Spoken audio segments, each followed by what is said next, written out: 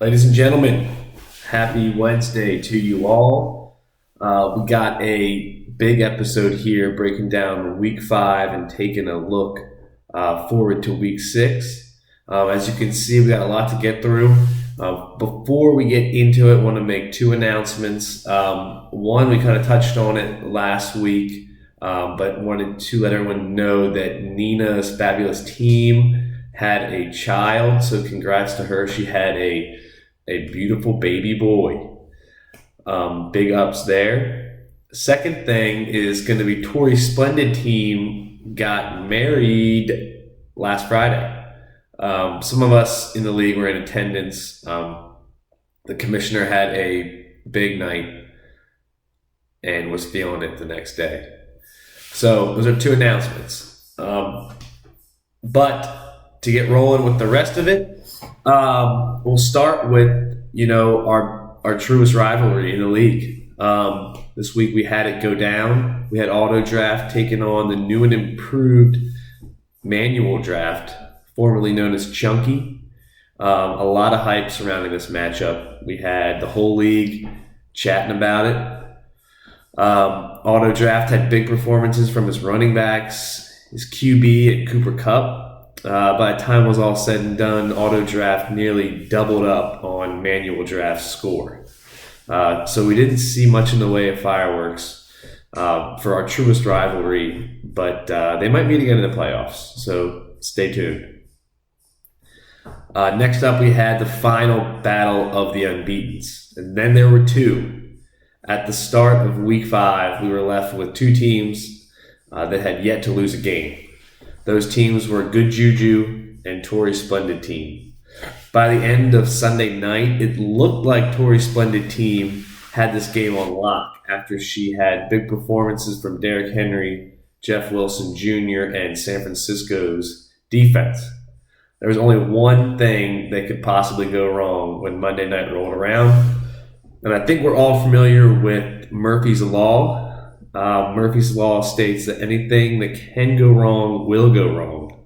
Let's just say things went very wrong for Tori's Splendid team. Travis Kelce went off for 30 points and allowed Good Juju to slide past for the late game W. Ladies and gentlemen, we must now all bend the knee to the undefeated Good Juju. All right, next up. As we all know, climate change is one of those buzzwords that we hear all the time. Is it real? Is it man-made? Is it avoidable? What can we do to stop it? This week in our very own fantasy league, 2 of our very own teams caused serious harm to our planet. Emmy's College Fund dusted up on Mar-a-Lago, sending him into Ice Age status.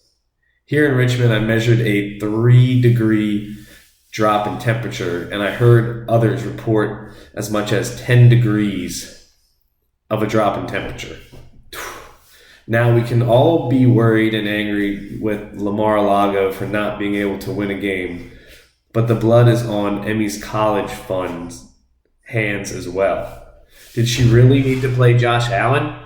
No, she could have started the injured Mac Jones, and Mar-a-Lago would have won by 5 points, and we would not be in this ice age right now.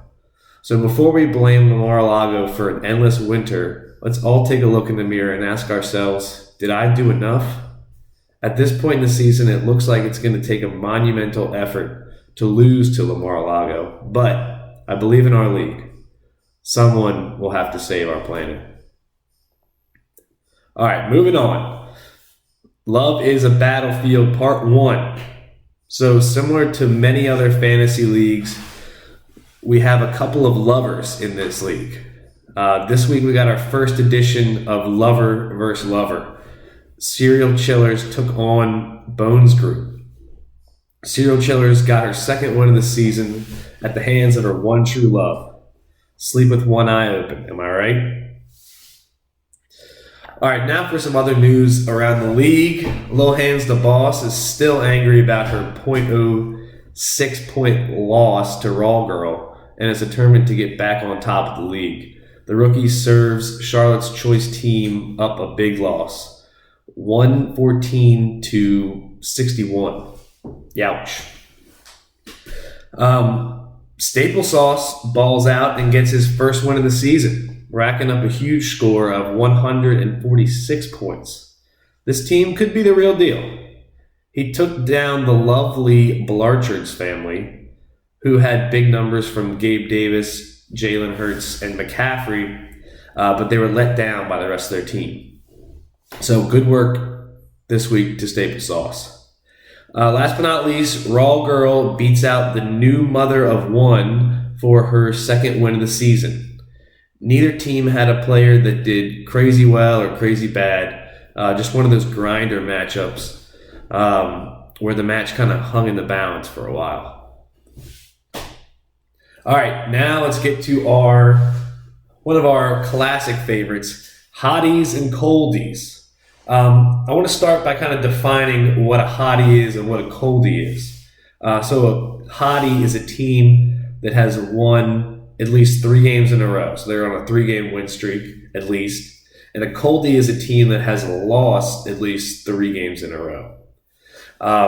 So with that being said, this week we only have one hottie, Good Juju, on a 5-game win streak. Now that's a hottie. On the flip side, we have 2 ice cold coldies. The newly minted manual draft, aka Chunky, is on a 3-game skid. Get this man some mittens. We also have the climate change king himself, Lamar Lago, on an astonishing 5-game losing streak. He's as cold as ice. Poor guy is at sub-zero temperatures right now. So that's enough of our hotties and coldies. Let's get into our Bones Boosts for this week. We'll start with the best body of work Bones Boost. This one goes out to our man Staple Sauce. Big scores this week from Austin Eckler for the 2nd week in a row. He had Dallas Cowboys defense doing well, and randomly enough, Geno Smith put up some big numbers for him. Staple Sauce, way to get your first win in a big way. Congrats on the boost. Moving on, we had our Ballin' Out boost. This week, Josh Allen is our baller of the week, 36 points. Congrats to Emmy's college fund for snagging this boost. $10 going right into the fund. That should buy her like a pack of note cards or something. So that's it for week 5. A pretty exciting week. I want to take a second to look at week 6, little preview here. I'm taking a quick look at the matchups. We have Bones Group going up against the ice cold Lamar Lago. Hopefully all this smack talk won't come back to bite me in the buns. We have Good Juju versus Auto Draft. This game could have some first place implications, so this will be a good one to have on the radar. Tori's splendid team will look to bounce back after having visions of 5-0 dancing in her head. She will have to go through a week 5 Bones booster in Emmy's college fund. And I'm sure that we're going to see a lot of other fireworks around the league with our 4 other matchups. So that's it for this week. Remember, Thursday we got Washington Commanders versus the Chicago Bears. So get your lineups rolling for that. And I will talk to you guys later.